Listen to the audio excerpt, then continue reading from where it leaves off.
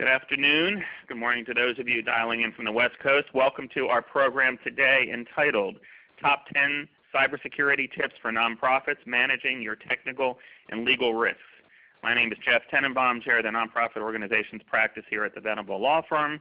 And as many of you know, this program is part of the monthly series that we have been doing for 7 years now on a wide variety of various nonprofit legal topics, always hosted here in our DC office with a live webinar component. We have a great crowd here in our DC office for today's program, and I believe about 250 people logged in around the country dialing in for today's webinar. So thank you very much for joining us here today.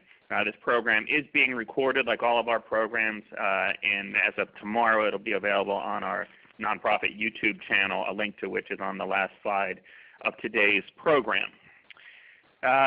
First off, let me say as of next month, it will be 7 years that we've been doing these programs right here in our current DC office, but this is the last time that we will be in the DC office. And for those of you who might have looked around the room in the hallways and seen all the artwork removed, no, we did not get kicked out of the building, but we are moving to our new home a few blocks up the street at 600 Massachusetts Avenue Northwest. And starting next month, our monthly programs will be in a beautiful new conference center and a beautiful new building over there, and we hope you'll be able to join us for those programs. Also starting next month, for those of you on the webinar, you'll be able to feel a little more connected to us because we will have a live video feed along with the PowerPoint for each of our monthly programs. And so you'll be able to watch the speakers and the audience and everyone else as we engage in these monthly programs starting next month in our new home. So we're very excited about that. And for those of you here in DC, to give our current home a proper send-off, we will have a little champagne at the end of today's program. We hope you stick around and join us. Sorry to those of you on the West Coast, but you could have made the trip out here, and those of you across the country. First off, these programs, for those of you in the trade and professional association community, these programs are eligible for CAE continuing education credit. The program that I just spoke about next month, it's going to be on March 30th. Usually we don't wait that long, almost 2 months before our next program, but we needed time to make this transition. The program is going to be an excellent one entitled Dealing with Nonprofit Donors, Risks, Restrictions, and When to Say No Thanks. We're expecting a great crowd for that program next month. And we have programs in the works for April and May and beyond, but we're not quite ready to announce those yet.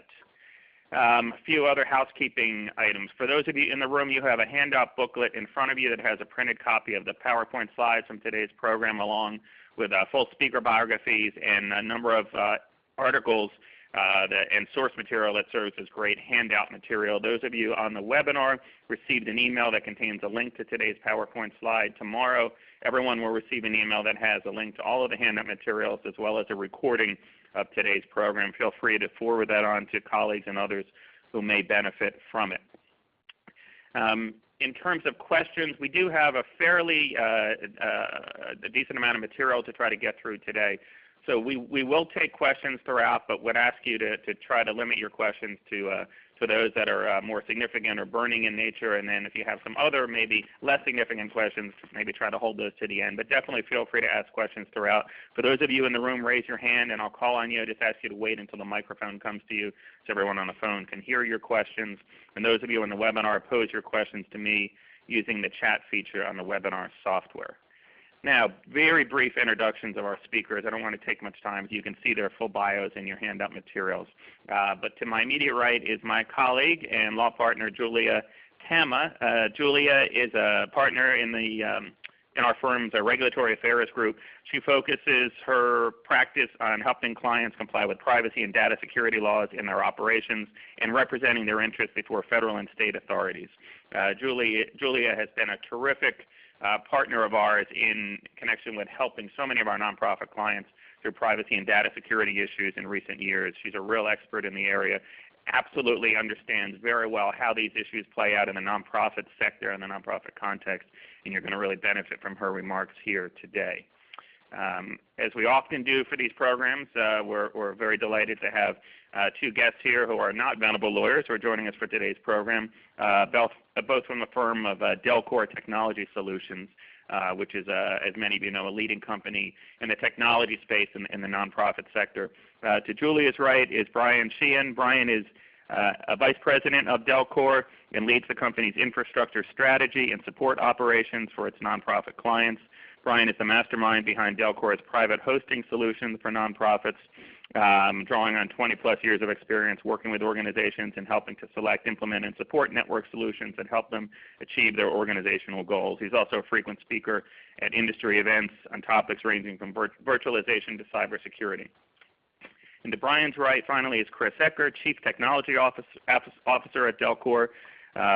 Chris joined Delcor as a network systems consultant in 1999 and was promoted to his current position in 2004. He has more than 17 years of information technology experience specializing in Windows, virtualization, networking, and security-focused technologies. We thought it was very important to have a more not just the legal side of these issues today, but a more technical side. We promise not to get too technical for you and too much in the weeds, but we want to strike the right balance and make sure we cover the key essential elements so you walk away with some terrific information after today's program. So without any further ado, I will turn it over to Julia to get us started. Thank you, Jeff, for that nice introduction. I know we're all very excited to be here today. I'm just going to dive right in. At the beginning, we all wanted to say a word about terminology. So the title of the event relates to cybersecurity, but you'll also hear us talk a lot about data security as a term. The two things are related, but not quite the same. Thank you. So cybersecurity is probably the bigger umbrella. It focuses on protecting networks and infrastructure, and it can be all kinds of information that you might have in your nonprofit. So you have a lot of types of information that you store that are essential to your work but don't necessarily relate to individuals. Data security focuses more on information that relates to individuals. So it could be your donors, your volunteers, your members, your employees, those relationships that you have with individuals and the information that you collect through them. So data security is one element of cybersecurity, but by no means all of it. I will particularly talk a lot about data security in my legal presentation because a lot of the legal frameworks that we think about really focus on personal information as opposed to other types. But we very much recognize that other types of information are equally important for you to protect. Yeah, and just to jump in, we'll probably touch a little more on the cybersecurity side of things, focused on infrastructure and networks, if you will. And we'll get into that a little bit later. But yeah, great. So we'll start a little bit with the legal perspective. We said we would have 10 tips. So my first tip is to know the legal rules. The Federal Trade Commission in the country has really set the pace for data security expectations, and they do that under their authority to prevent unfair and deceptive acts or practices. Nonprofits, of course, are not subject to the FTC's authority, but state attorneys general have the same laws at the state level which they enforce, and they very often follow the FTC's lead.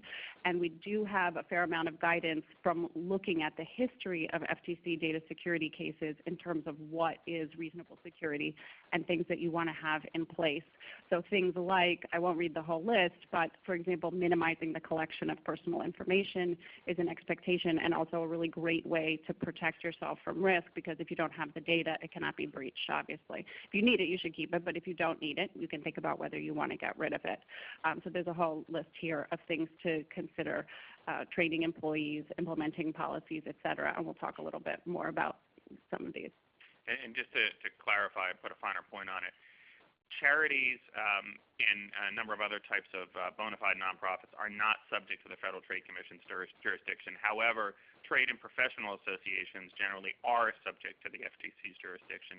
That's an important distinction if you're looking at whether you are technically subject to the FTC's jurisdiction. That being said, in a lot of ways, it doesn't matter because, as Julia said, the FTC has really taken the lead on this. And even, say, for bona fide charities that aren't subject to the FTC's jurisdiction, they are subject to the jurisdiction of state attorneys general, who are generally going to be following the lead that the FTC sets in this area. Exactly. Thank you. And just to layer on top of that as well, we have some specific state laws that relate to data security, which don't have that same exemption for charities that the Federal Trade Commission Act would have. So there are 9 states that have data security laws. Massachusetts, in particular, has set out very detailed standards for data security that apply to associations, and the catch-all in the statute is other legal entities. So there's no exemption for nonprofits there, and it requires written security information information security program with certain components. Data disposal laws also exist at the state level. I think the good news here is there is, as Jeff said, a lot of consistency. So you have the federal rules and you have the state rules and you have different state rules, but they add to each other rather than conflicting with each other, which is always very helpful when you have a lot of frameworks. So that's, I guess that's looking on the bright side for you.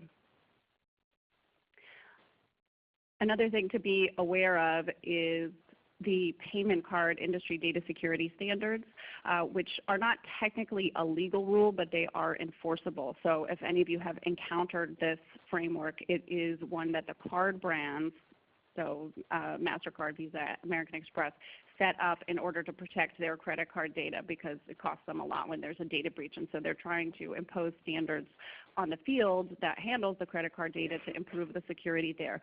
Usually the way that you see this enforced is that in a contract with a merchant bank, your bank will impose on you as a nonprofit that takes payments, they will impose a requirement to abide by these rules. And if there are problems, then the card brands can fine the bank and the bank can pass those fines on. So that's how it works sort of through the system. So it's really a contract obligation, but it can carry a lot of risk, and so that's why we like to talk about it. And additionally, there are some states that have kind of recognized PCI DSS in their laws. In some cases, it can be a safe harbor, or in some cases it's just an outright obligation to follow PCI DSS. But in any case, this is kind of finding its way into state law as well. So the second tip is to assess your risks, and I think you'll hear Brian and Chris talk about this a lot as well, because there's a technical piece to risk assessment and also a legal piece. So I'll focus more on the legal piece, and they'll jump in as they want to. So from a legal perspective, we think about the risks as being state attorneys general, potentially FTC if you're an association. We've seen congressional investigations. We've seen class action lawsuits. I think one thing that's especially pressing also for nonprofits is the reputational risk. So not specifically a legal risk, but because those relationships that you have with individuals are so important, we see a lot of concern from our nonprofit clients about the reputational harms that can be associated with security issues, because you have that relationship of trust, of course, with the members and the volunteers and donors, et cetera. And Julie, maybe one that we probably should have added here too is also federal agency investigations. Right. Inspector General's offices from various federal agencies. Sometimes because you're getting federal money, grants, contracts, cooperative agreements, or otherwise, often have a strong interest in this area, and we've certainly dealt with a number of investigations on the federal agency side as well. Right. Thank you. So the legal risk assessment, or you start by looking at the legal risks, and then you'd move into sort of an assessment of how your practices measure up against the potential risks that are out there. So when we do an assessment from a legal perspective, we usually look at things like what policies do you have on the books, what kinds of governance do you have at an organizational level to implement the policies? Are you prepared for an incident? How do you manage your vendors? And things like that. And then so you do your assessment, and that feeds into your risk posture and your decision making down the road. And a really important part of that is also a technical analysis of, are you prepared to confront kind of the well-known threats that are out there? Yeah, and to jump in there as well, I mean, and we see in the nonprofit world, they're just getting some traction behind, getting started with, cybersecurity assessment, and that's the beginning piece of it, right? And it all falls behind that. So yeah, it's a good point. Right.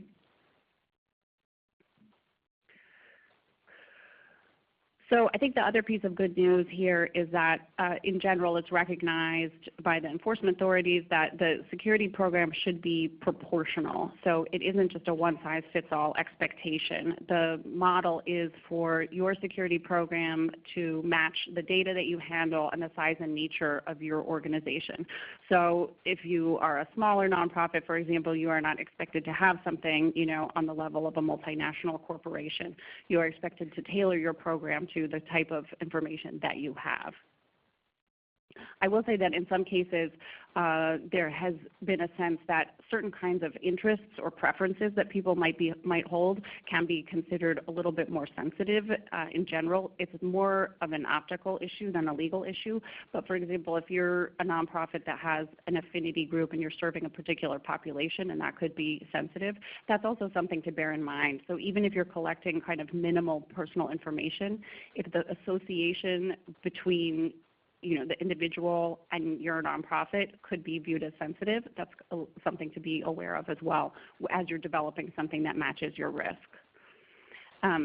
There are a number of tools out there that can help you in terms of using them as a yardstick to assess your cybersecurity practices. One that we wanted to mention because it's been in the news recently is that NIST, one of the body of the Commerce Department, released a cybersecurity framework. They first released it in February 2014, so it's been about 3 years.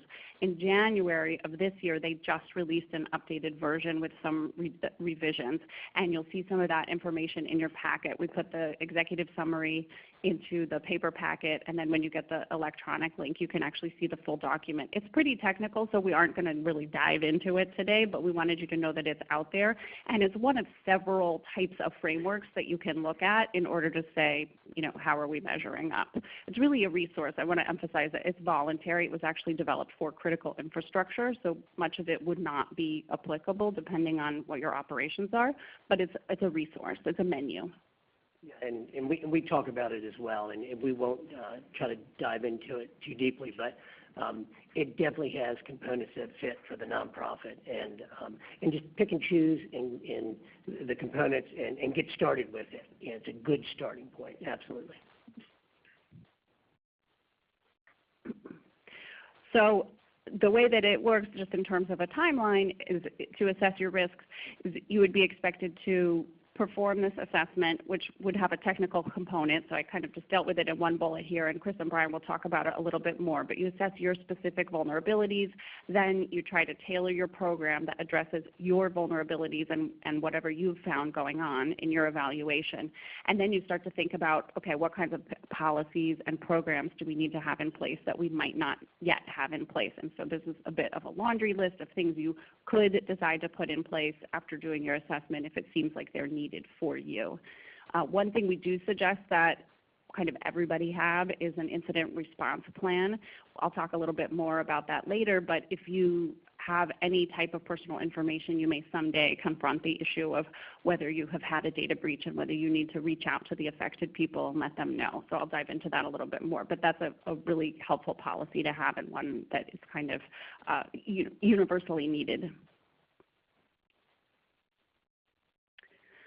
My third tip is know your vendors. I think this is particularly important for nonprofits because a lot of times a nonprofit organization itself will not be a target of hackers, but you may experience a breach situation through your service providers. And I would say that some of the most critical things that Jeff and I have dealt with together over the years have related to this kind of scenario where you can have a service provider or vendor outside the nonprofit that is doing something on your behalf, and so they're holding personal information and they might be a target, but the fallout will hit you.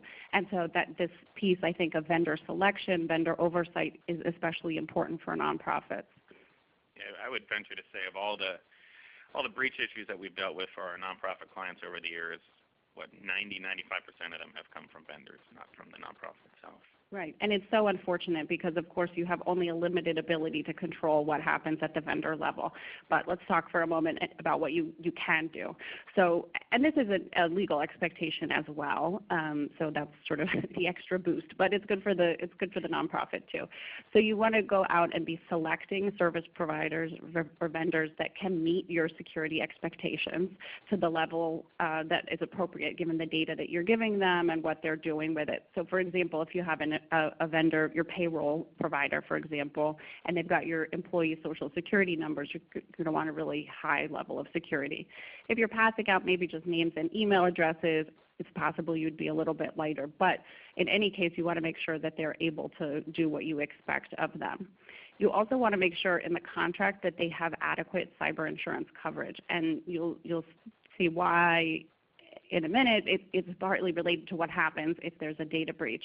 You will probably be asking that vendor to back you up and help with the costs of a data breach, and so you want to make sure that they could actually make good on that commitment if they're giving it to you in the contract.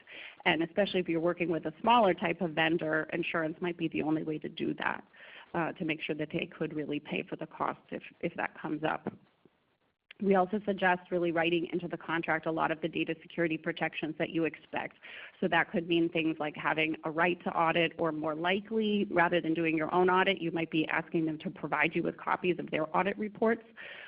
Most types of vendors, depending what business they're in, it's a very reasonable and market standard expectation to have them doing independent security audits every year, and they can share those reports with you so that you have the comfort that they are doing what they need to be doing.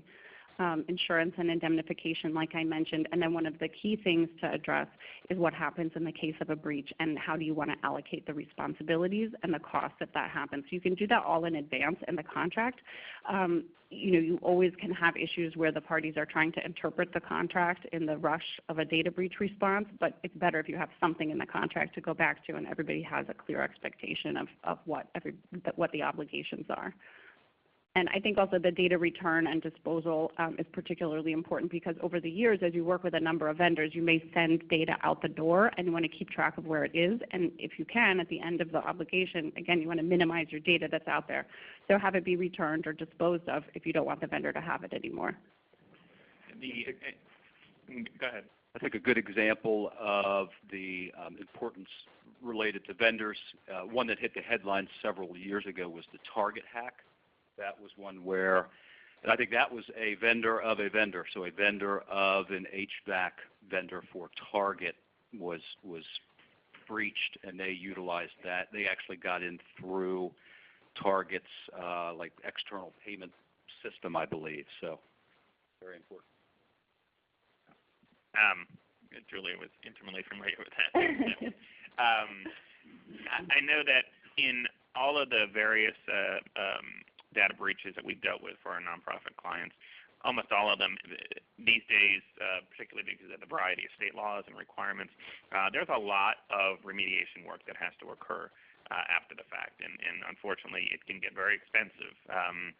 And as a result, these issues of making sure that your vendor is on the hook for this, and a lot of times we don't even know, what happened.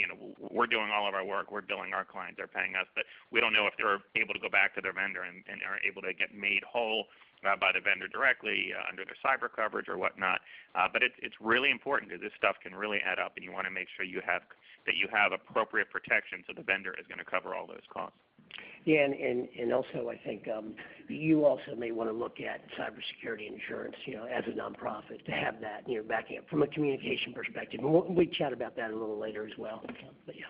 Yeah, and we actually contemplated having another panelist on to talk about that, but there's not enough time in today's program. But it is critically important, and we did a program maybe 3 years ago on some cyber issues and talked about cyber insurance, but that landscape has changed significantly since then, but it's a very important thing for your nonprofit organization to focus on. A question over here? On the insurance matter, it's kind of standard procedure for you when you're dealing with an outside vendor to say that you should have general liability insurance up to some kind of a level. Are those broad form insurance policies, would they normally cover cyber, or do you always have to get an add-on in order to feel pretty comfortable with cyber protection? So typically what we would want to see in the contract is a specific requirement to have cyber liability insurance that will protect or cover the vendor in the event of a breach.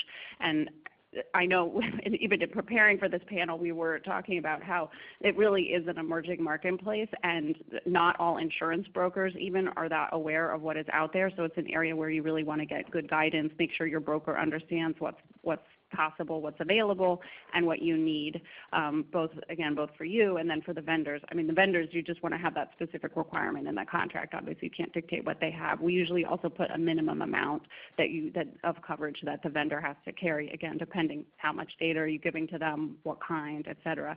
If it's not a type of data that might trigger these notification obligations that we'll talk about in a minute, you might decide that you're willing to go without that. But if you have a possible breach scenario where you want the vendor to cover you, you want to call it out in the contract. And for both for your vendor's coverage, cyber coverage, as well as your own, I was just having lunch earlier this week with someone whose company specializes in cyber insurance, and they were telling me that even we had a program here last month where we were talking about how nonprofit directors and officers' liability policies, there really is no standard form. The policies vary pretty significantly from carrier to carrier. That's in contrast, say, to commercial general liability insurance or property insurance, where they're fairly standardized. And he was telling me that with cyber insurance, it's even less standardized in D&O coverage, and that every policy out there these days is significantly different. So just focusing, for instance, on the total dollar limit of liability under a policy, it's important, but it's maybe one of the least important factors, and so you really need to drill down because not all policies are the same. Yeah, and not to belabor the point, but you also make sure you involve your technical, your IT group, so they understand, because the brokers are still working through cyber insurance, so they may not know all the particulars behind it, and you want to make sure it maps to your organization's business requirements as it relates to the IT and the technical components. So. Right. One more short comment on that, and then we'll move on from the insurance point. But the other thing that I've heard is that you can engage your IT department in demonstrating to the broker and the companies how good your security is, if that's an issue, and that can also help with obtaining better coverage at better rates. So there is also some room to improve your coverage by showing the good things you're already doing. I have a question from the webinar. This may be for Brian or Chris, but we have data return and disposal issues on the bottom of this slide. Question is, how do you handle data return and disposal with vendors like Microsoft / Office 365?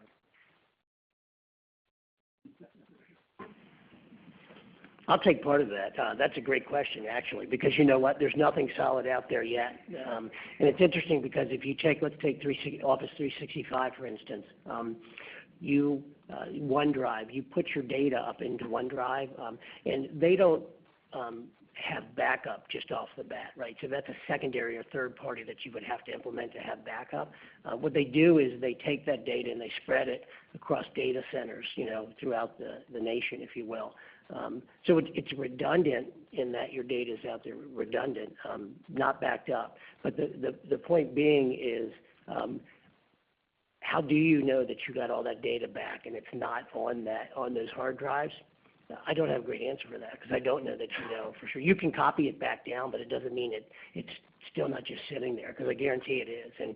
And we know in disposal, in general, we use third-party disposal companies where they wipe it to a security level, your hard drives, your computers, as they go outside the organization, right? So we know that they certify it, they stamp it, right? We don't know or I don't know of anything that 365 or Google has yet. So good question. Sorry, I don't have a great answer.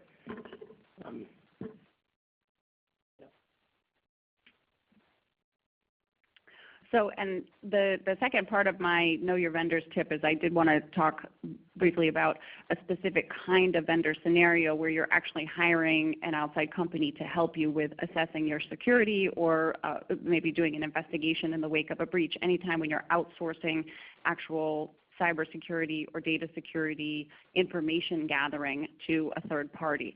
At that point, you can know and pretty much anticipate that they're going to be gathering sensitive information about the security defenses that you already have, most likely making findings about shortcomings. I've seen many of these reports. I can tell you they all come back finding shortcomings because that's the job of the company, right?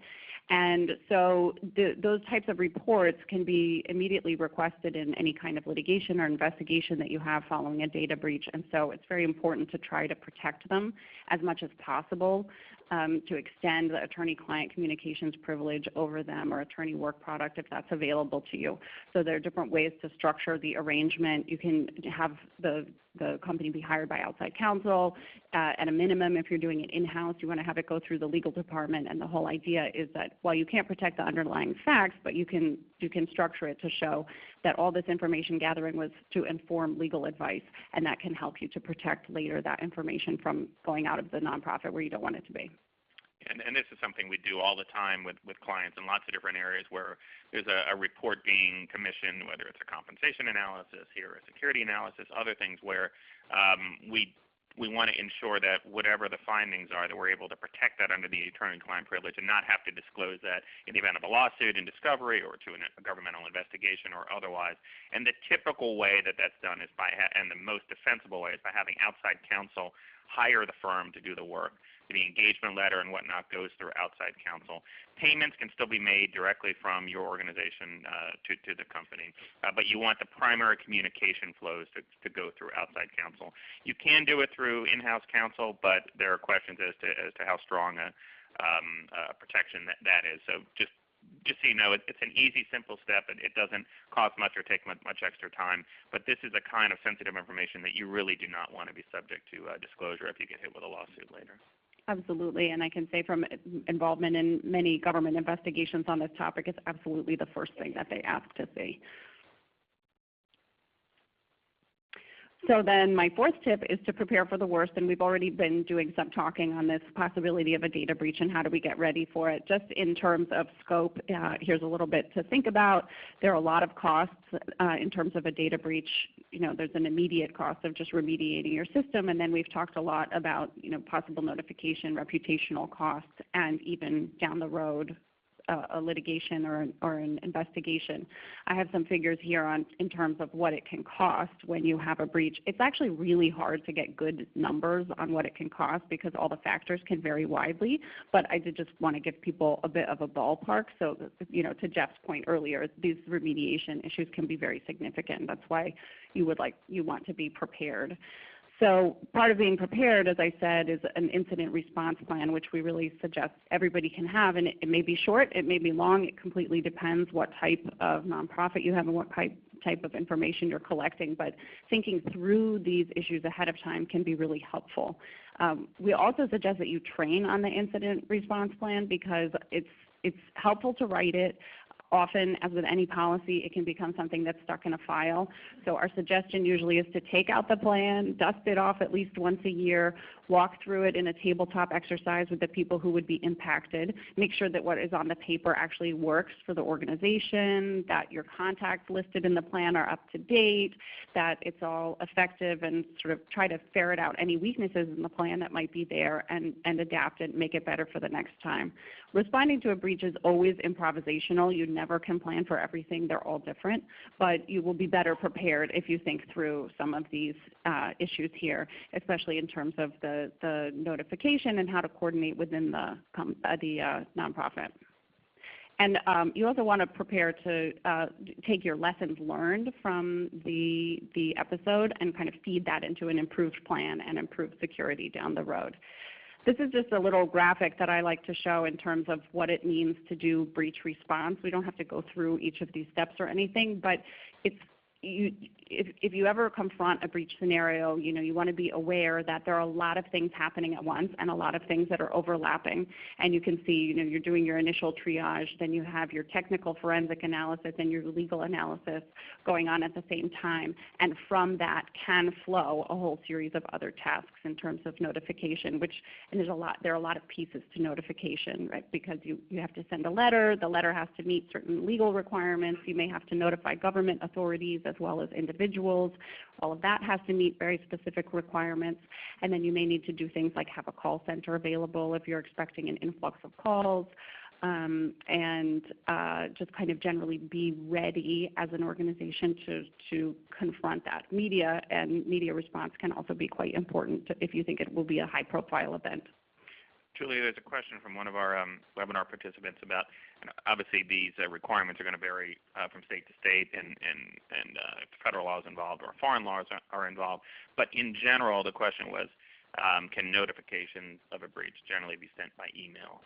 If you had to generalize, what would you say? No, typically we see people send them in a written letter. Actually, they're generally supposed to be sent as a written letter. And so that's what we do. And usually you draft kind of a base letter that will work for most states. And then depending which states you have, you often have to do several different permutations or addenda that meet the specific requirements of certain states.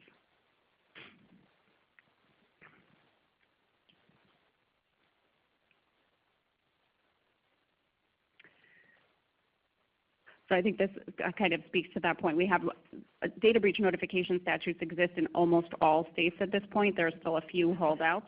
It's one of these areas where, unfortunately, I think many would like to see a federal standard that could replace the patchwork of state standards, but it has not happened yet. And so in the meantime, we're all living under these many state laws, which are similar, but not always exactly the same, even in terms of what you have to tell the individuals who are affected. So for example, there are several states where you have to tell people a sort of a general description of the incident and what occurred. And then there's another state where you cannot tell them what occurred. So you have to obviously have different varieties of letter depending where you are. And I should add that this is the state laws that you would live under in the event of a breach is driven by where the individuals are. It's not about where the nonprofit is located or where you might have offices or even where you might offer your services or your activities. It's about where the individuals are. And somehow, no matter how many people you have involved, you always seem to end up with almost all the states covered. I don't know how it happens, but it just makes it so difficult. So if you have 75 people, inevitably you'll have 40 states in there. It does make it complex. And that, I mean, from my vantage point, that's what's made our work so complicated in all of these breach situations, is dealing with all these specific state requirements, and not only the notification to the individuals, but the notifications to the states, and all of these things vary so significantly. Right, absolutely. And I think we talked earlier about having vendors that might have the data. Typically under these state laws, the data owner has the legal duty. So you, as the organization that has given the data to the vendor, you would have the obligation to notify the individuals. Now, again, you might arrange in the contract that your vendor is going to do that for you, but you have to make sure that it's been done because you actually have the risk and the liability at the end of the day. One thing that I think is really important to recognize, though, is that not every kind of a hack or a breach or an incident will be the type of incident that requires notification. I see often, especially with nonprofit clients, that everybody's instinct is to do right by the individuals, and that's admirable, of course. You know, you want to sort of do right by the donors or the employees or whoever has been affected. But the breach statutes really are structured so that people will receive notice in the cases where they can do something to help themselves and maybe manage the risk of their information being out in the open. It really isn't that helpful to go out. We think it's not that helpful to go out and sort of notify people, if you would, voluntarily in cases where it's not the type of incident that the laws cover. It could even concern people unnecessarily, and there actually has been concern from policymakers also about over-notifying people, right, that people become sort of inured to these letters because they're getting them all the time. They kind of get notice fatigue. So it is really important to stop and think, okay, do we actually have to notify? If we don't have to, is there some pressing reason why we want to do it voluntarily, and really kind of think through what you're going to do and why, and not have just a knee-jerk reaction that you're going to send the letters out. So you want to think from the beginning that you could send out the letters, but recognize that you may not have to, and it's worth going through that analysis. So my last tip is going to be really short. It's just stay up to date. I know that Chris and Brian will sound this theme as well in their presentation. Cybersecurity is very much something that you have to do over time and repeatedly. So we talked about, write your incident plan and then rewrite it and revisit it every year. That's kind of true for everything about cybersecurity. The threats are changing very fast, as Brian and Chris will talk about, and also the legal standards are in flux to some extent. So we're continuously getting new guidance in terms of what's expected for you in terms of protecting the information that you have. So it's an area where you really want to stay up to speed and kind of stay on top of it. Even if you do a big push at the beginning, don't just put it in a drawer afterwards, and kind of work hard to stay up to date on it. Wonderful. Thank you. Am I ready for me? Thank you, Julia. So we're going to cover kind of the technical aspects of cybersecurity. So it's Groundhog Day today, if anybody had realized that. Oh, and by the way, 6 more weeks of winter. And to that end, hopefully you all will kind of experience a little Groundhog Day type thing, because a lot of these things kind of parlay into each other, and they touch on the technical and legal. They have to be all incorporated. So I think we'll probably touch on a lot of the things that Julia talked about. We'll reiterate, and we'll try to go through those quickly and not get too deep into those. But with that, what I wanted to first do is kind of just set the stage, and definition-wise, and not too many here, but cybersecurity, cyber threat. We talked about earlier cybersecurity, which is securing infrastructure networks. We talked about data security, right, which personal information, et cetera. But cyber threats are literally malicious acts that attempt to gain access, unauthorized access to networks or to computer systems. So as a baseline, and we'll talk further about threats, and I think it's important to know about those, and Chris will touch on that. But also, we talked a lot about data breach, and it's a security incident that any sensitive data, protected confidential data, is in many different forms: copied, transmitted, stolen, simply viewed by an unauthorized individual. That's considered a data breach. So I just kind of want to get those definitions out there. I have, So, and as we all know, cybersecurity is expensive. It costs. I think 20% increase in the cost of cybersecurity or fighting cybersecurity from 2012 to 2013. Hopefully, I'm close enough to the mic. I think one thing that really drives it home is that cybercrime, if it happened to be a country in 2014, it would have had the 27th largest economy. Pretty amazing, right? And it's only going one way, right? And it's not the right way from what we consider. I did also a couple more statistics or some research surveys that we had, and one by the Pokemon Institute. It was a global study of in 2016 of 12 countries, 383 companies, and really what the key is here is the root cause of data breach. It's obviously, as you can see here, a large part of it is malicious or criminal act, right? But interestingly enough, there's a lot of human error in there. 25% was attributed to human error one way or another. And then a couple other research group, the 451 research group, it was interesting. They had, and we'll talk to, kind of what we touch on later, and it's, respondents indicated the organization deployed new technologies, to market. 63% said they perceived that they didn't have the data security in place that needed to be prior to going to market with these new technologies, right? So think examples, a mobile application that, nonprofit or association puts out there, or, software as a service going to, we talked about earlier, Office 365. How do you get your data back and make sure it's cleaned, right? So it's a great example. I think, excuse me, Brian. I think this drives home a point that everyone, that we all experience every day, right? So the more secure a system is, typically the less functional it is, right? I mean, everyone's heard the most secure way, the best way to secure yourself is just to unplug from the internet, right? But that's not really a real world. That's not an option, right? But locking down people's systems, taking away various privileges, that makes it then harder for them to get the actual work that they need to get completed, puts more stress on your IT help desk.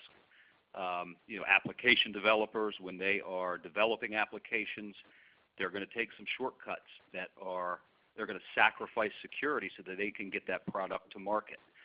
In the world that, I've come up in, on the network side, sometimes, sure, over the years, we've taken some shortcuts here and there because it's the practical thing to do, and sometimes you sacrifice security for that. So it's always this balancing act between security and functionality, and there's money and legal ramifications in there as well. Absolutely. So, and to that, and one or the other, and we find this a lot, in working with nonprofits and associations, the barriers to data security deployment, and a lot of these ring true. And I literally will start at the bottom here, though. It's organizational buy-in is one of the things. It's still lacking out there, and I would argue it's a lot higher percentage. This is of enterprise, if you will, this survey, but within the nonprofit association world, I would argue it's a lot higher, the lack of buy-in. And I think another real big barrier is actually the, having the staff and the resources to implement this, because it is very resource intensive to put in place a lot of these security measures. And do it right, for that matter. Because I think, and Julie had indicated earlier, it's continual process, right? So, and not to get too technical, but you can put a firewall in or intrusion detection, but somebody has to be looking at the alerts and the logs, or it's not going to do you any good. So that's a big issue. And Brian and Chris, I would be interested to know also from, in your experience, how much you see nonprofits working with outside support for that, because of course, staffing is always going to be an issue, and one option is to outsource some of this. Yeah, and it's a good point. And I think with a lot of the things that we see out there, the organizations have a very skeleton staff of IT, and oftentimes don't have any. It's kind of left to the CFO or the COO, or in the smaller organizations, just falls under kind of the human resource or director of admin and finance. But I think, and again, we'll touch on this in a little bit, but at a minimum, it's important to pull in an outside resource managed service provider, a security firm, to get things started, to get it rolling. And then maybe once that inertia is going, you can then, assign it and run with it. And then, as we had indicated a little earlier, Julia did, then you can go back on a regular basis to those pieces that you've put in place, be it, the security plan, be it your incident response plan. But you got to get it going. So, and we'll talk about that here shortly. Yeah, and we had a comment or question from one of our webinar participants who was taking a look at the NIST framework and basically said, "Oh boy, 41 pages, by the way. This is going to work for my organization." And can you tell me something that's a little more helpful and relevant to me? There's a reason we didn't try to dive into it too much today. We're going to get to that. Yeah, we'll get to that actually a little bit. But to that end, also, so and this cybersecurity is risk management. At the end of the day, it's know the threats, understand the impact to the organization. And then manage those vulnerabilities, right? So its risk is a function of those three things: threats, impacts, and vulnerability. So if you start there, that's the key. Yeah. So with that, we touched on and thought it would be a good idea to you kind of go through those quote-unquote cyber threats that are out there, because there's a myriad of them these days. With that, Chris. Yeah, I'll jump in there. And real quick, just to jump back to one other thing that, when we talk about it being cybersecurity is a risk management issue, and that 29% of organizations, it's a barrier because there's not organizational buy-in. I think it's important to say this numerous times during this session today that cybersecurity management, it's not your IT administrator, it's not the network administrator's job. It needs to be elevated to the executive team. That's who needs to own the cybersecurity, initiatives and policy development. That's really where it lives. I think that's very key for everyone to understand. Don't go to your help desk person and expect them to implement cybersecurity policies. They'll have a small piece that we'll get to. But, don't want to get too far off track. Sorry. So cybersecurity threats. There's a few here. Or there's we've listed a bunch, and there are a handful that in our experience we see as being more common or occurring in the nonprofit world. So we're going to talk about those briefly. Phishing is a big one, right? I'm sure probably everyone's seen examples of this. Phishing is when typically comes in via email. It's when it's an electronic communication that's made to appear to come from a trusted source, and the objective is to get sensitive information from you. So an example is we've seen incidents where emails that appear to come from the executive director of a nonprofit organization specifically sent to someone in the finance department, and that person in the finance department wants to, they're a good employee, they've worked there for 18 years, and the email says, hey, wire these funds to this account and do it right away. It's very important, and let me know when you've completed it. We've seen that. Not many organizations have acted upon that, but some have. We've seen that as well with requests for member lists as well. Those are targeted to the membership director. Crypto locker is another common thing is ransomware. An example is the crypto variants. They used to come in a lot more via visiting websites that had harmful links. It is more common now for them to be injected into the organization via email, and they essentially, you get an attachment. It looks like it's a legitimate attachment. You're enticed to click on it, and the next thing you know, it starts to lock or encrypt the files that are on your desktop, as well as traverse the network. We've seen those hit nonprofit organizations, and basically, unless you either have to go to a backup to restore that data, so it literally hits your file shares, right? Your S drive or your F drive. Everyone has those. It soon starts to hit those, and you either have to restore from backup or pay a ransom. Somewhere between you pay it via Bitcoin or some other cryptocurrency, and it's somewhere between the $800 to $4,000 range. Another common threat that you need to be aware of is we kind of lumped it into WordPress and called fusion hacks. Maybe a little broader term is web applications, right? So web applications are one of the vulnerable spots, because you are essentially allowing, you're serving up data from a server or servers, and oftentimes they're tied into your databases, right? And if those systems are not maintained and those web applications are not written in a secure manner, that's one of the easiest ways in for people from the outside to get into that sensitive data through your web application code. So things that we see that are still very common in nonprofit organizations are WordPress, content management systems, because it's inexpensive, it's open source, it doesn't take long to spin up, and it's a way to, a lot of organizations, that's what they run their websites on WordPress. But if you don't have someone who is actively managing WordPress literally on a weekly basis and scanning for updates and applying for updates, it's only a matter of time before that WordPress-based site is going to get hacked. Same way with Cold Fusion. We don't see that as much in the nonprofit space, but it's still out there. It's a legacy system, but still something that's vulnerable that you need to actively manage. And the point is, it takes resources, right? It takes someone to actively manage this, apply updates, reboot, test. It's a cost. Again, it's a cost. Security should be seen as those expenditures should be seen as an asset, but it is an expense.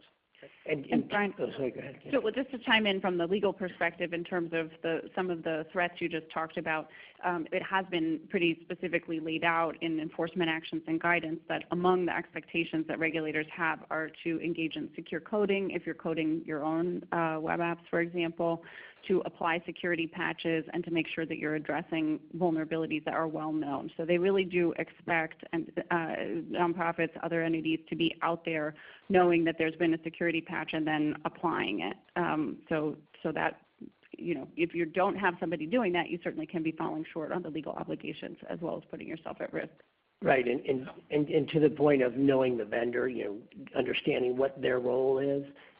We see a lot of nonprofits out there. They're hosting with a website, vendor, with a web hosting vendor, but nowhere in the contract or the website vendor, they don't do updates. They're not maintaining the code, the software, the WordPress, the Cold Fusion. The nonprofit is under the impression they are, right? But yet they're not. So nobody's minding the barn, if you will. And we see that quite a bit. And the kind of manifests itself to our website's down and it's been hacked, and nobody can get to it. That's when they find out they've got a problem. So. Okay, so the next slide is tip number 7, which is to understand the impact. We've outlined the CIA triad of information security policy and procedure development. It's not Not to be confused with the Central Intelligence Agency. I don't know why they couldn't name it the IAC or the AIC or anything but the CIA, but that's what it is. And it's basically, as an organization develops policies, they need to do so within the context of and think about with these broad categories, right? So you think about confidentiality. So how do you, right? We had someone ask, well, this framework is 41 pages long. How am I ever going to get through that, right? I understand that. Understand that question. So this is, let's put this into practical terms, right? So we think about confidentiality. Everyone has within their organization silos of data that are confidential, that only a certain subset of people need to access. So you literally write that into a policy. People in the accounting department have access to these folders, which are the accounting folders, and they are granted access by the person in HR when they come on. They request that they be added into a certain security group, and you literally write this policy out so that everyone in the organization is on the same page. Integrity, very, very important, because what can happen through a breach is your data can become corrupted, right? Like we saw with or talked about with the crypto locker. That's ransomware. Your data is corrupt. So if you don't have specific policies that are written out and specific procedures that your IT team is following to back up your data, once it becomes corrupt, you're probably not going to be able to restore it. So you have to, you need to make sure you're always thinking about integrity as you develop. And different areas of data are going to have different classifications of integrity, right? You may not, images may not be as important as financial information and things like that.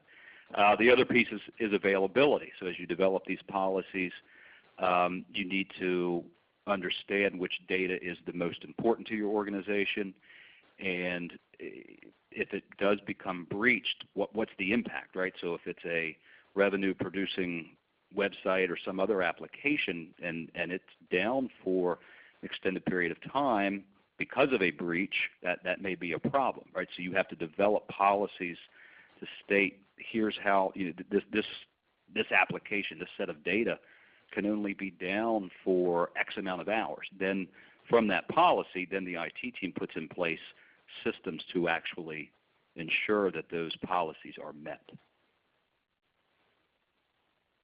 Yeah, and understanding the impacts you had, and Julie, you talked about it. There's financial, and I think what we see a lot, while financial, we see the reputational component, a lot in the nonprofit world. So, and then you spoke to the legal and the regulatory ramifications. So that's kind of where we have this overlap, right? So we're all looking at that, if you will. So with that, though, cybersecurity needs to be an organization-wide endeavor. As Chris had alluded to, it doesn't end up in the IT department and go up. It needs to be, the corner office is focused on it. And in that, the organization needs to be vested in IT governance. And just, briefly, the governance helps, lower the risk of security risk posture and, probably respond to security incidents, right? That's the point of it. And I will tell you, again, has to be organization-wide, has to come from the organization. We have seen nonprofits where the board has come and said, hey, what are you doing about cybersecurity? And they were caught, not ready for that question. So it's better to get it started internal, start investigating, than hear it from the board or have an incident in itself. So on that same and touching on, being organizational, NIST, as we discussed and Julia mentioned earlier, leveraging that, you establish and maintain a framework that allows, assurance for information security strategies and to map to certain things, right, to map to the organization's business objectives, right, and be consistent with the laws and regulations, if you will. And then provide really all the way down to where you're triaging, so it's providing responsibility so everybody knows if there's an incident, what they're supposed to do, from communication through to the technical component of it. And we touch on that in a minute.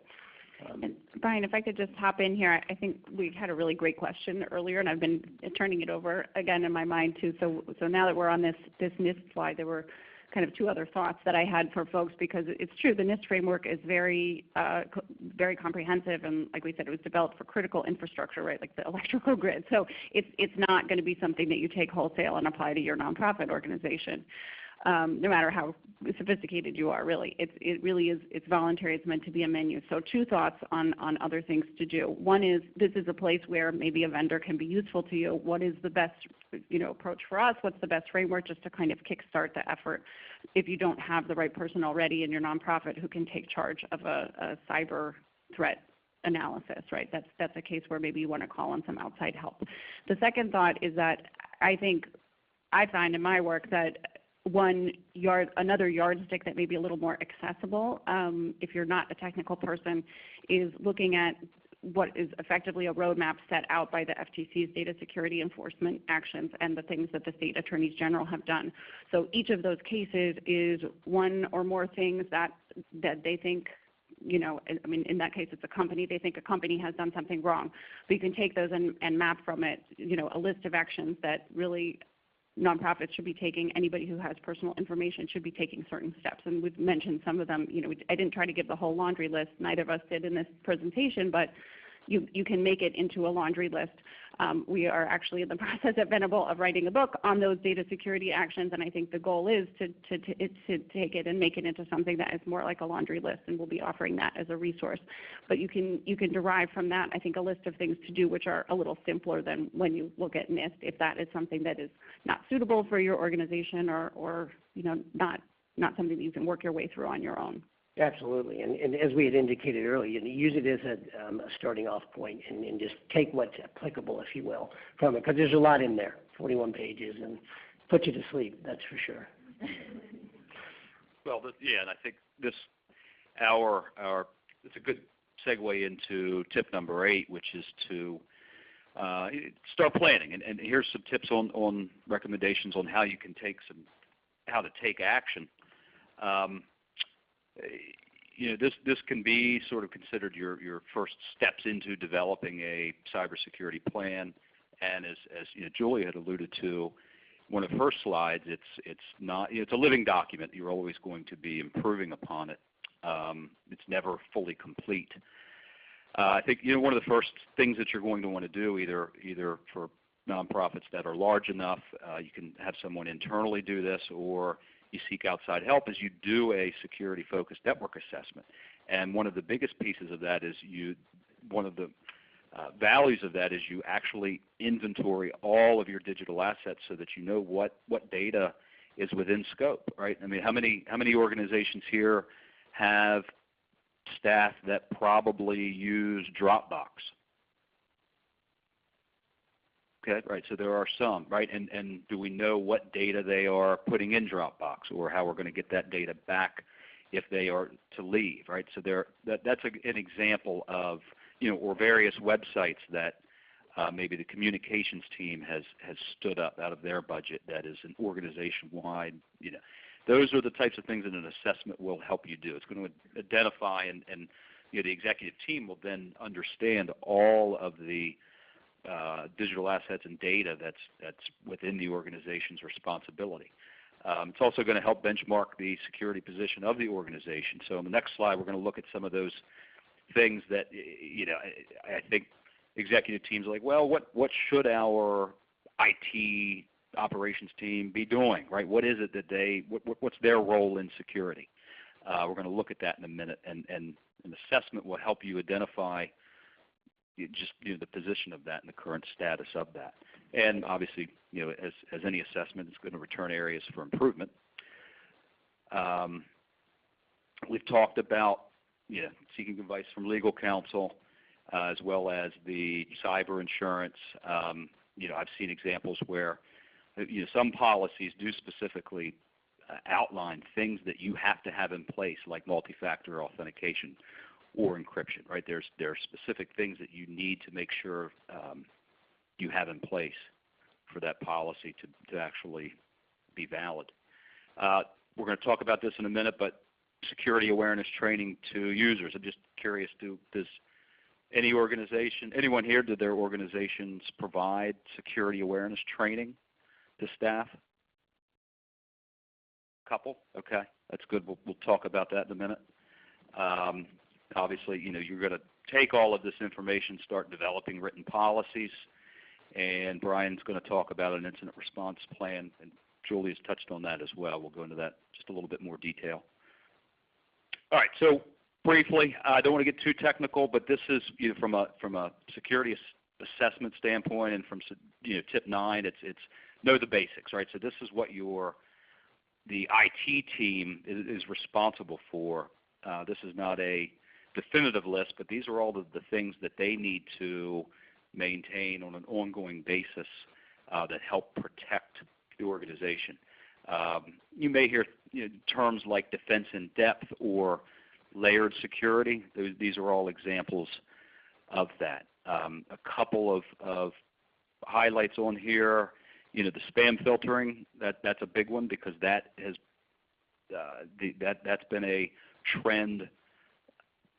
It's coming back to email is an attack vector that's being leveraged more and more, like we talked about before with the phishing and the ransomware.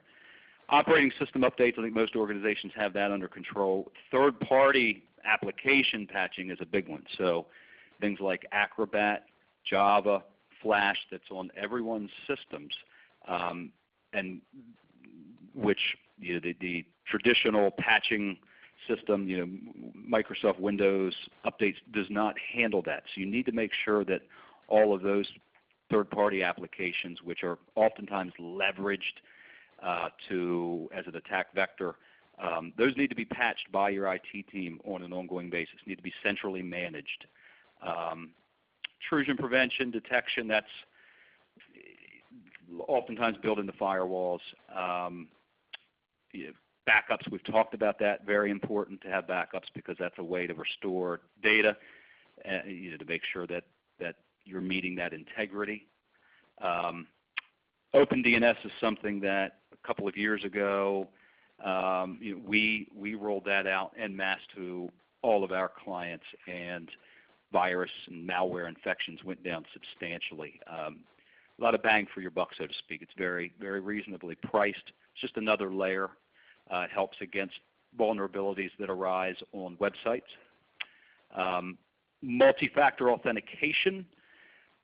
Any organizations here implementing any where you have to not only enter your password, but then use like a soft token on your phone? We're not seeing that a lot yet within the nonprofit realm. It's something that we've recently implemented at Delcor to protect, as an extra layer of protection for systems that we have that contain sensitive data. But I think that it's something that and encryption are going to be the two big things that you'll see over the next year or two. Big question back there. We have a question in the back. With regard to hardware that has up-to-date software with the various patches, do you have any sense on the likelihood of attack and the technical security between the various flavors of Windows, the various flavors of OS X, the various flavors of Linux, for example, both in terms of the vulnerability of the technical vulnerabilities, but the likelihood that they'll be attacked by an intruder? Make sure. I think so. So the question is one going to be attacked more than the other, or? Well, is one going to be attacked more than the other? So I would, for example, assume that Linux would be less than Windows because there's less of it. Yeah, right. But then also, what are the technical vulnerabilities, even aside from the likelihood it'll be attacked? Sorry. I think and I see it from the server side operating system, and it really is the likelihood if they're not being kept up to date with security patches and relevant OS patches, then it is very likely, and it usually is the largest target being Microsoft, if you will, and then you kind of go down the list. You still, OS X is still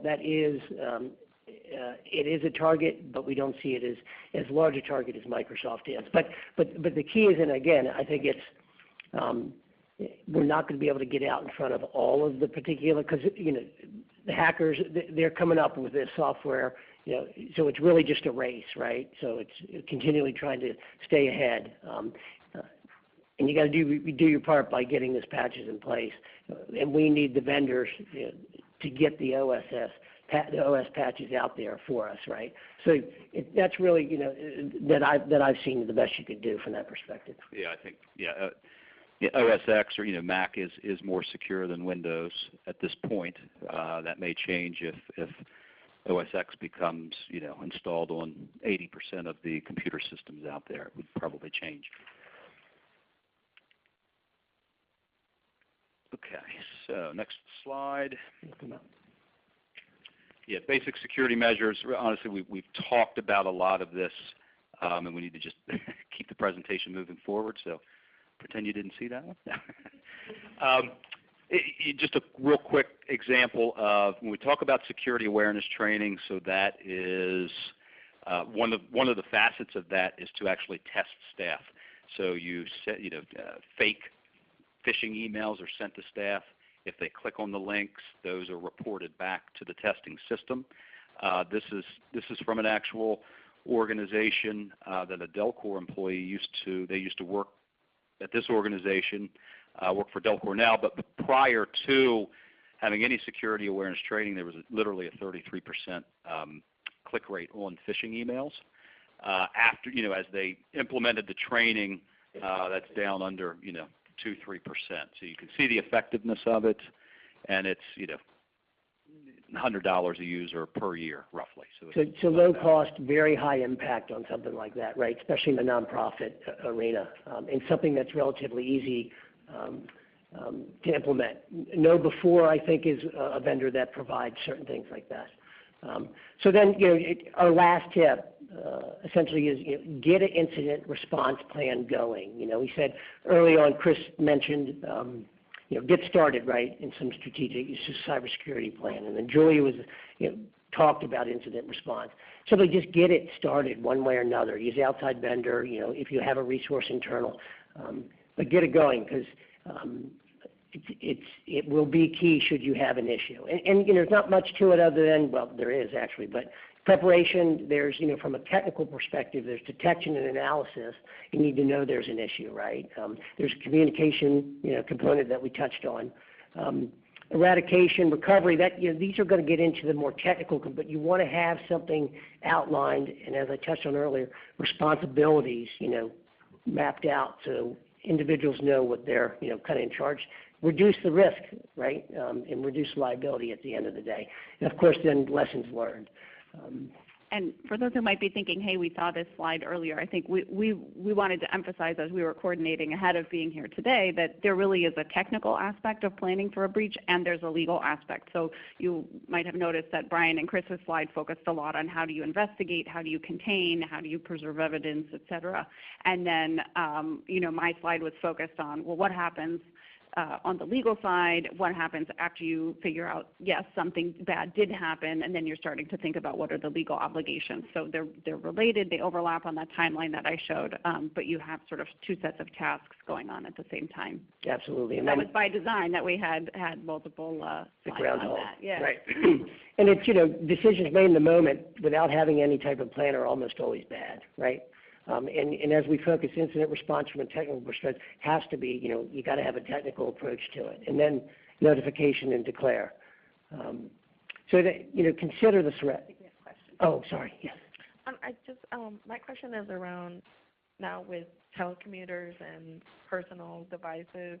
Do you have any thoughts on personal computers and cell phones, tablets, and how to work around that? Sure. So, and I'll just touch on it. Have a organizational-wide, like for instance, cell phones, talked about mobile, have a mobile device management solution software in place. So you can control what's out there. You can wipe sensitive data. Same goes with kind of remote connectivity and things like that. If you're allowing VPN, then you need to control the end user, the computers that the staff are using, because you need to keep it up to date with antivirus and the patching.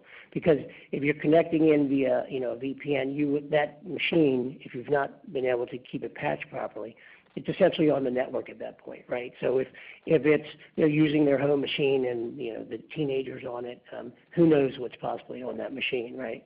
So it's important to have control from that perspective. So I think for those home Brian has machines, teenagers. Yeah. Just for background.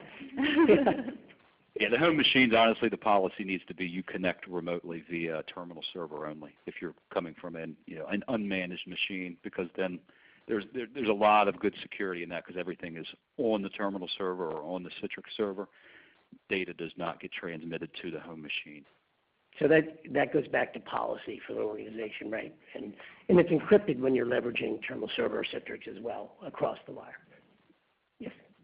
So quick question relating to expectations. So after the event has occurred, after all the experts have been brought in, I need your feedback as to expectation. If I'm a board member, what are your board members, and I'm not trying to play the blame game, but what was their expectation as to how this should have been eliminated, or it should not have occurred? Is it something that they expected the CIO to handle?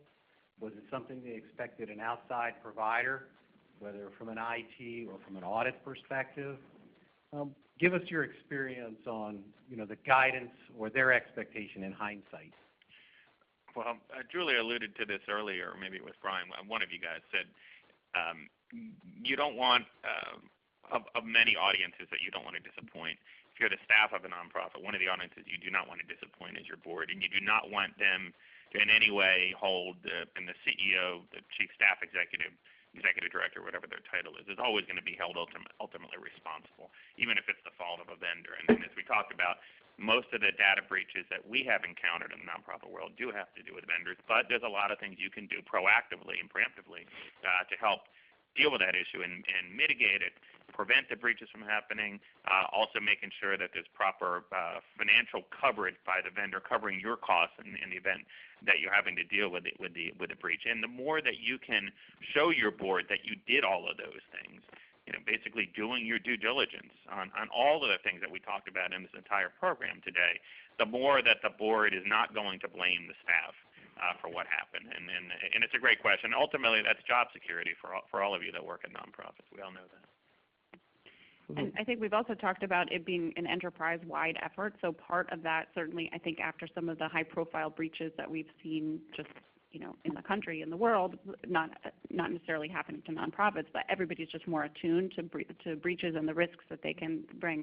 So part of it, I think, is bringing the board and the management into the discussion early and having them understand that the risks are out there. Nothing is perfect, but you want to do more, and you need maybe funds to do more, or you need, sort of involving them in the conversation, both making them aware that there is a risk and that you're trying to guard against it, and you're asking them for the, really the sign on, the buy-in to do that. And that's a great point. As you can hear from today's program, there's a lot of things that you can do, including a lot of things that Brian was just suggesting. And you want to make the case to your board why you need the funds to do that. And from a lawyer's perspective, because these issues are now so much more out there and people are sensitized to them, and because now there are a lot more laws that govern this, the legal standard for what you have to do to not be negligent is a lot higher. And so you really have no choice. This stuff is not optional.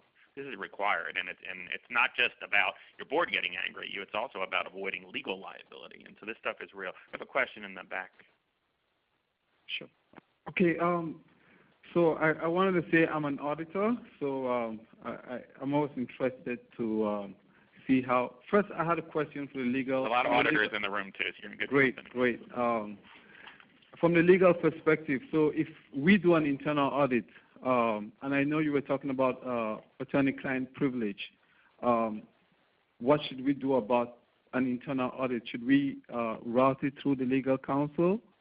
So that's one question I had for the legal side of it. And then from the technical side of it, I wanted to know if you have heard of the Center for Internet Security and some of their benchmarks. We looked at those and we thought they were a lot more accessible, and I'm just curious whether other people have been using those benchmarks as well. Because as auditors, we do come and we want to have benchmarks that we can use to audit people against. And it's true that the NIST ones are so complicated that even we, the auditors, don't know what they're talking about. So anyway, just 2 questions for you. Thank you.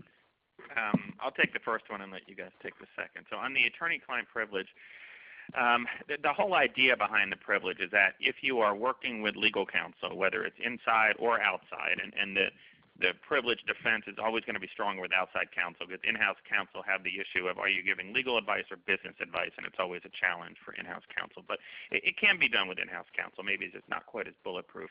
But the idea is that legal counsel is engaging in legal analysis to try to understand your risks and guard against the risks. And so if the lawyers are kind of commissioning the work and overseeing the work, and it's being run through the lawyers, and the idea is that all of that work product at the end of the day, the report, the analysis that comes out, is going to be protected by the attorney-client privilege. So then a plaintiff's lawyer or a government investigator or an IRS auditor, you name it, cannot get access to that. You can protect that under the privilege. So even if it's an internal audit that you guys are doing, yes, I would recommend having it run through legal counsel. That doesn't mean just copying the lawyers on the emails. That's generally not going to be enough.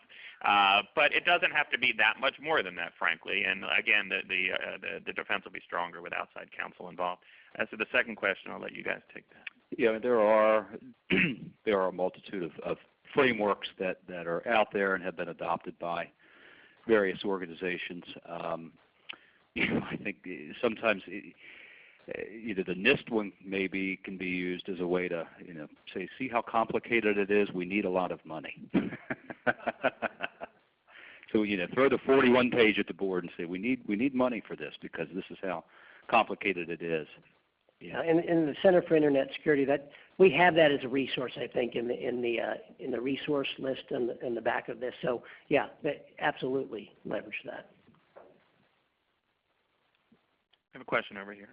From a legal standpoint, is there any difference between an attack that's like a zero-day attack that a company suffers and one where it's an established attack that the steps weren't in place to protect against it?